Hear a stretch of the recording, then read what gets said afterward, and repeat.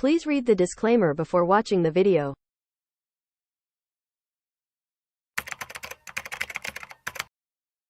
स्वागत है आपका हमारे यूट्यूब चैनल पे। मेरा नाम है रोहित और आज हम बात करने वाले हैं अमारा राजा इंडस्ट्रीज़ के बारे में। इसका नाम अभी Amara Raja energy and mobility हो गया है, यानी अपनी अमेरॉन बैटरीज़। जब भी हम बैटरी सेक्टर की, ईवी सेक्टर की बात करते हैं तो हमें 2 मेजर प्लेयर्स याद आते ही हैं, एक है एक्साइड और एक है अमेरॉन। तो यहाँ पर एक्साइड नए लाइफ टाइम हाई के आस-पास है और अमेरॉन अभी भी लाइफ टाइम हाई के नीचे है। तो एक बार देख लेते हैं। यहाँ पर यहाँ पर एक्साइड इंडस्ट्रीज़ की बात करेंगे, तो यहाँ पे ये उसका लाइफ़ टाइम है पुराना ये वाला था और अभी ये पुराने लाइफ़ टाइम हाई से काफ़ी ऊपर जा चुका है एक्साइड, ठीक है? अब हम हमारा राजा देखेंगे, तो हमारा राजा जो है वो लाइफ़ टाइम हाई से नीचे है, ठीक है? टेक्निकल्स थोड़े बाद में बताऊँगा बट अभी ये पुराना लाइफ़ टाइम हाई ये करंट मार्केट प्राइस यहाँ पे है। तो एक बार हम लोग हमारा राजा और एक्साइड के सेल्स और नेट प्रॉफ़िट को कंपेयर कर लेते हैं और देखते हैं कि हमारा राजा क्यों और ग्रो कर सकता है। तो यहाँ पर मैंने एक्सेल पे एक सेल्स और नेट प्रॉफ़िट का अमारा राजा और एक्साइड का एक मैंने पूरा 2012 से 2023 तक के एक मैंने डेटा लिखा है। यहाँ पर आप देख सकते हैं कि मैंने रेशियो निकाला है सेल्स रेशियो। सेल्स रेशियो कैसे निकला? एक्साइड का सेल्स डिवाइड बाय अमारा राजा का सेल्स। इसका मतलब ये होगा कि अमारा राजा का sales into 2.23 will give Exide का सेल्स। यानी कि 2.23 टाइम्स एक्साइड आगे है और जैसे-जैसे ये नंबर कम होते रहेगा वो अमारा राजा के लिए अच्छा है। इसका मतलब अब हमारा राजा और एक्साइड का यहाँ पर अब 2023 में देखोगे सेल्स सिर्फ 1.45 के फैक्टर से डिफरेंट है। इसका ये क्लियर सिग्निफिकेंस ये शो करता है कि हमारा राजा गेम में पीछे नहीं है, वो धीरे-धीरे आगे बढ़ रहा है और अपना मार्केट शेयर बढ़ा रहा है। सेम हम नेट प्रॉफिट में बात करते हैं तो 2012 में नेट प्रॉफिट जो था यानी 449 डिवाइड बाय 215 2.1 था, जो कि डबल उसका नेट प्रॉफिट था। अभी वो सिर्फ 1.2 टाइम्स रह गया है। ठीक है? तो यहाँ से हमें ये पता चलता है कि विथ टाइम यहाँ पे हमारा राजा का नेट प्रॉफिट भी बढ़ रहा है, उसका सेल्स भी बढ़ रहा है, यानी कि इफेक्टिवली वो अपना सेल्स बढ़ा रहा है, एफिशिएंटली वो लोग सेल्स मैनेज कर रहे हैं और अपना प्रॉफिट अच्छा कर रहे हैं।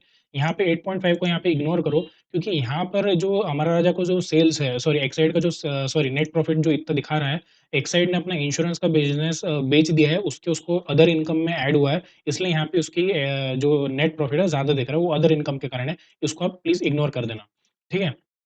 अभी हमें एक्साइड और इसको कंपेयर करने के बाद अमेज़न को कंपेयर करने के बाद एक पता चल गया कि अमेज़न बढ़ रहा है और नेट प्रॉफिट को देखने के बाद ऐसा लगता है कि एफिशिएंटली बढ़ रहा है, ठीक है? अब मैं थोड़ा-सा ईवी सेगमेंट की हम जब बात कर ही रहे हैं, तो मुझे ये बताना है कि अभी जो पहली बात तो डीज़ल जो है वो यूजुअली आपका जो फ्यूल है वो अब डीज़ल धीरे-धीरे बंद ही होने वाला है और डीज़ल के बाद जो पॉपुलर ऑप्शंस बचता है या तो हाइब्रिड बचता है या तो आपका ईवी बचता है। तो बहुत सारे लोगों का ईवी का ऐसा प्रॉब्लम है कि ईवी की जो कार्स आती है, जो भी टू व्हीलर आती है, वो काफ़ी महँगी है और उसका जो चार्जिंग का हमें बहुत ज़्यादा प्रॉब्लम रहता है कि चार्जिंग करना पड़ेगा। उसका माइलेज वगैरह कैसा टिकेगा अगर हम लोग कोई इंटरसिटी ट्रैवल करते हैं तो। तो सबसे पहले जो प्रॉब्लम है कॉस्ट की, तो कॉस्ट की प्रॉब्लम 2 चीज़ों से सॉल्व हो सकती है। सबसे पहला सॉल्यूशन है कॉस्ट के टर्म्स में कि लार्ज स्केल मैन्युफैक्चरिंग। जैसे-जैसे ईवी का मार्केट शेयर बढ़ेगा, जैसे-जैसे टू व्हीलर्स और फोर व्हीलर्स ज़्यादा बिकेंगी तो इकोनॉमीज़ ऑफ स्केल से मास प्रोडक्शन से उनकी कॉस्ट जो है कम होंगी और सेकंड है, जितनी भी आप कंपनीज़ देखोगे अमारा राजा बैटरीज़ हो गई, एक्साइड इंडस्ट्रीज़ हो गई, ये सारे जो कंपनीज़ हैं, ये अपना बहुत ज़्यादा फ़ोकस लगा रही है आर-एन-डी पे। आर-एन-डी पे क्यों लगा रही है? क्योंकि अभी हम लोग लिथियम आयन बैटरीज़ यूज़ करते हैं।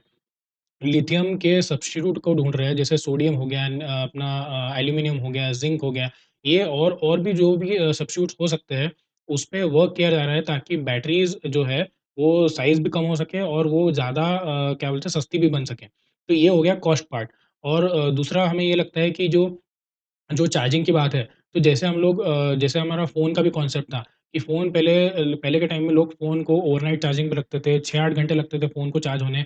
But with time technological advancement के कारण आपके चार्जिंग ब्रिक्स बड़े होते गए, आपके फ़ोन पतले हो गए, चार्जिंग टाइम अभी 15-20 मिनट में 70-80% फ़ोन चार्ज हो जाता है। तो वैसी सेम जो टेक्नोलॉजी है, मेरे हिसाब से ईवी में भी डेवलप हो जाएँगी और जो चार्जिंग का बहुत ज़्यादा इश्यू रहता है, वो धीरे-धीरे सॉल्व हो जाएगा। हमारा इंफ्रास्ट्रक्चर ऐसा तो नहीं हो जाएगा एकदम से यूएस जैसा कन्वर्ट हो जाएगा, बट हम उसको बीट कर सकते हैं, इंफ्रास्ट्रक्चर को बीट कर सकते हैं हम लोग लेस चार्जिंग टाइम से। तो आप देख लेना, आप खुद का एक बार रिसर्च कर लो नेट पे कि जितने भी जो टॉप मैन्युफैक्चरर्स हैं, एक्साइड और अमेरॉन, ये दोनों एक्सपेंशन तो कर ही रहे हैं, बट ये लोग आर-एन-डी पे भी बहुत ज़्यादा पैसे खर्च कर रहे हैं। अमेरॉन ने कुछ 2000 करोड़ खर्चा किया है, मतलब हमारा राजा ने एक वो स्पेशलिटी जो भी उनका इलेक्ट्रिक सेल सेंटर कुछ ऐसा डाला है उन्होंने आर-एन-डी के लिए, खास सिर्फ़ और सिर्फ़ आर-एन-डी के लिए, ताकि वो टेक्नोलॉजी तो है बट उसको और ज़्यादा कॉस्ट इफेक्टिव कैसे बना सके, उस पे वर्क चालू है। और जहाँ तक के बात आती है, बहुत सारे लोगों को लगता है कि टाटा मैन्युफैक्चरिंग में एंटर कर रहा है ईवी के मतलब बैटरी के सुज़ुकी भी कर रहा है। सुज़ुकी कर रहा है तोशिबा के साथ में पार्टनरशिप में, टाटा केमिकल्स आ रहा है बैटरी में। बट हमें ये बात समझना चाहिए कि जो 2 बड़े पुराने प्लेयर्स हैं एक्साइड और एमेरॉन, उनको 2 नए प्लेयर्स के आने से फ़र्क नहीं पड़ने वाला। फ़र्क इसलिए नहीं पड़ने वाला क्योंकि ये इंडस्ट्री बहुत ही नेसेंट स्टेज पे है, बहुत ही बिगिनिंग स्टेज पे है और ये एक लॉन्ग टर्म जर्नी है। और ऐसा नहीं है कि एक बार टाटा और सुज़ुकी ने अपनी बैटरीज़ बना ली है, तो उन्हीं की बैटरीज़ लगने वाली है, ऐसा नहीं है। कोई भी इंडस्ट्री अगर बहुत ज़्यादा बड़ी रहती है, तो उसमें टॉप के 3-4 प्लेयर्स रहती है, कोएग्ज़िस्ट करते हैं। ऐसा नहीं होगा कि सिर्फ़ एक्साइड की ही बैटरीज़ लगेंगी या सिर्फ़ एमेरॉन की ही बैटरीज़ लगेंगी। सब लोग अपना इक्वल मार्केट शेयर कैप्चर कर लेंगे और ओवरऑल एज़ एन इंडस्ट्री बढ़ेंगी। तो इसमें हमें न्यू कॉम्पिटिटर्स के एंटर होने से बहुत ज़्यादा चिंता करने की ज़रूरत नहीं है। अभी हम देख लेते हैं एमेरॉन यानी अमारा राजा बैटरीज़ के थोड़े बहुत पीपीटी में कुछ-कुछ पॉइंट्स हैं, वो एक बार देख लेते हैं। यहाँ पर आप देखोगे सबसे मेन अट्रैक्शन यही है कि 4 डेकेड्स ऑफ एक्सपीरियंस है। इसका मतलब कम और ये सेकंड है in terms of battery Exide के बाद में। तो 4 डेकेड्स का एक्सपीरियंस अच्छा है, इसका मतलब कंपनी को धंधा करना आता है। ऐसे वो नए प्लेयर्स नहीं है, जो भी टेक्नोलॉजिकल एडवांसमेंट्स होंगे, वो उसको अपने आप अकोमोडेट कर लेंगे। ठीक है? ये ऑटोमोटिव ब्रांड के लीडर है और ये टेलीकॉम में भी लीडर है। टेलीकॉम मतलब ऑटोमोटिव में लीडिंग है, वन ऑफ द लीडिंग यानी फर्स्ट एक्साइड है, सेकंड ये है। और मार्केट लीडर जब डेटा सेंटर और टेलीकॉम इंडस्ट्री की बात आती है, तो इसमें मार्केट लीडर है। इनका डेट बहुत ही कम है, 0.02 के आसपास है, वो एक बार हम लोग स्क्रीनर पे देख लेंगे। यहाँ पर देखो ये बहुत इंटरेस्टिंग बात है, अमारा राजा ने न्यू एनर्जी बिज़नेस यानी वही lithium ion batteries, charging stations ये सारे बिज़नेस में 2022 में एंटर किया Amara Raja advanced cell technologies से और इसका जो कैपेक्स है, वो है 95 बिलियन आईएनआर। ये मैंने एक इंटरव्यू देखा था ईडी जो है अपने अमारा राजा बैटरीज़ के एग्ज़ीक्यूटिव डायरेक्टर हैं, उनका मैंने एक इंटरव्यू देखा यूट्यूब पे आप ढूँढ लेना। ये जो न 9500 करोड़ जो है, वो एक साथ वो लोग नहीं लगाने वाले हैं। वो over the span of 10 years over the span of 10 years 9500 crore इनका कैपेक्स रहेगा। नई जो भी टेक्नोलॉजी है बैटरी की, उनका शायद आर-एन-डी डालेंगे, कहीं वो गीगा फैक्ट्री डालेंगे तेलंगाना में। तो ये इनका प्लांट है 9500 करोड़ बहुत छोटी अमाउंट नहीं है, बहुत, बहुत बड़ी अमाउंट है। तो कंपनीज़ को पता है वो क्या कर रहे हैं। तो यहाँ से और नीचे आ जाते हैं। यहाँ पर एक बार उनका ब्रेकअप देख लेते हैं।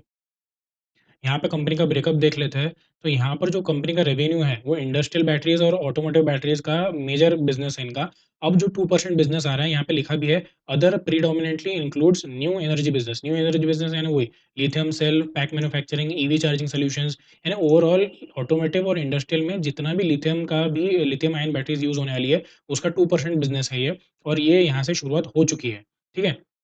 यहाँ से और एक बार नीचे देखते हैं, हाँ, अब इनका एक बार हाँ, जब भी हम कंपनी के क्लाइंट को देखते हैं, तो उससे थोड़ा बहुत कॉन्फिडेंस क्रिएट होता है कि यार कंपनी के क्लाइंट्स कौन हैं और जब इनके क्लाइंट्स ग्रो करेंगे, यहाँ पे आप क्लाइंट्स देखो फोर्ड, ह्यूंडई, किया, टाटा, मारुति, टोयोटा, यहाँ पे कमर्शियल व्हीकल्स में इतने सारे ब्रांड्स हैं, टू व्हीलर्स में इतने ब्रांड्स हैं, इंडस्ट्रियल में ये ब्रांड्स देख लो।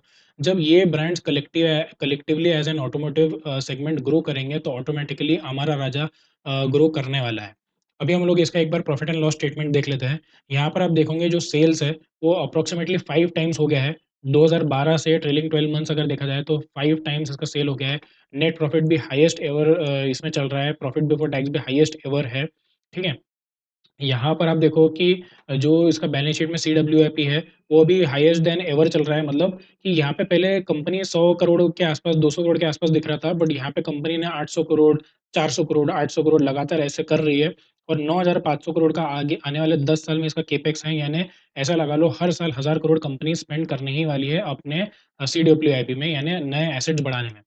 ठीक है? एक बार देख लेते हैं इसका टेक्निकल टारगेट वगैरह क्या रहने वाला है, ठीक है? तो यहाँ पर आप देखोगे कि जो एक्साइड इंडस्ट्रीज़ है, वो अपने लाइफ टाइम हाई के काफ़ी ऊपर चल रही है। ठीक है? नए ज़ोन्स में उसका प्राइस चल रहा है अभी। अब हमारा राजा हम लोग देखेंगे, तो 1 मिनट मैं ग्राफ सेट कर लेता हूँ पहले। हाँ, अमर राजा का जो ओल्ड लाइफ़ टाइम है, वो काफ़ी पुराना है। वो अपना आता है अप्रॉक्सिमेटली यहाँ पे 2015 के आसपास आता है। 2015 के आसपास है, इतना पुराना लाइफ़ टाइम है, मैं कंसिडर नहीं करने वाला हूँ। मैं अभी का जो रीसेंट लाइफ़ टाइम है 2021 का, वो कंसिडर करने वाला हूँ। तो ये सब अप्रॉक्सिमेटली कर रहा हूँ मैं, ये लाइफ़ टाइम है उसका और एक यहाँ पे हमें नेकलाइन बनती दिखती है, ये वाली नेकलाइन। ये 1 मिनट हाँ, ये है नेकलाइन एक, ठीक है? यहाँ पे कैसा होने वाला है ये एक कप विथ हैंडल पैटर्न मैं इसको अज़्यूम कर रहा हूँ। ये मान लो कि एक कप है, ये यहाँ पे इसका हैंडल है, यहाँ से ऊपर गया है ब्रेकआउट देके, हो सकता है यहाँ पे रिट्रेसमेंट में आए और यहाँ से अपने टारगेट की तरफ जाए, ठीक है? इसका टेक्निकल टारगेट हम लोग देख लेते हैं। इसका टेक्निकल टारगेट आता है, इसको शिफ्ट करें, तो इसका टेक्निकल टारगेट आता है यहाँ पे 37% के आसपास, सॉरी नेक लाइन से 37% के आसपास आता है और करंट मार्केट प्राइस से देखें, एक बार इसको मार्क कर लेते हैं, ये अपना टेक्निकल टारगेट है। हाँ, करंट मार्केट प्राइस से जो कि यहाँ पर है, करंट मार्केट प्राइस से इसका अभी गेन कितना आएगा? करंट मार्केट प्राइस से इसका गेन आएगा नियर अबाउट 23% और करंट मार्केट प्राइस से लाइफ टाइम हाई जो है, जो हम 2021 का हाई पकड़ा हमने 27% आएगा, ठीक है? तो ये मेरा एनालिसिस है, मैं बहुत ज़्यादा इन डेप्थ तो नहीं जाता हूँ टेक्निकल्स के, मेरे लिए इतना ही काफ़ी है और हो सकता है कि लाइफ टाइम हाई के जो हमने टारगेट रखे हैं ये 27% का, हो सकता है ये उसके ऊपर भी जा सकता है। बट उस टाइम में हमें कंपनी के वैल्यूएशंस को भी एक बार देखना पड़ेगा। अगर ये वाले प्राइस पे भी अगर कंपनी मेरे हिसाब से अगर अंडर वैल्यूड या ठीक-ठाक वैल्यू से कम भी है, तो मैं उसको यहाँ पे होल्ड करके थोड़ा-सा और ऊपर बेच सकता हूँ, जब तक कि वो थोड़ा-सा ओवर वैल्यूएशन के आस-पास नहीं आ सकती है। तो बैटरी अमरा राजा बैटरीज़ के बारे में बस इतना ही। आपको अगर वीडियो अच्छा लगे तो प्लीज़ वीडियो में कमेंट कीजिए कि और क्या इम्प्रूवमेंट हो सकता है। और मैं पहले ही बता दे रहा हूँ, ये स्टॉक को खरीदने या बेचने की मेरी कोई एडवाइस नहीं है आपको। आपको अपना खुद का ड्यू डिलिजेंस करना है ये स्टॉक को खरीदने या बेचने या कुछ भी करने से। और तब तक के लिए लर्न, ट्रेड एंड इन्वेस्ट।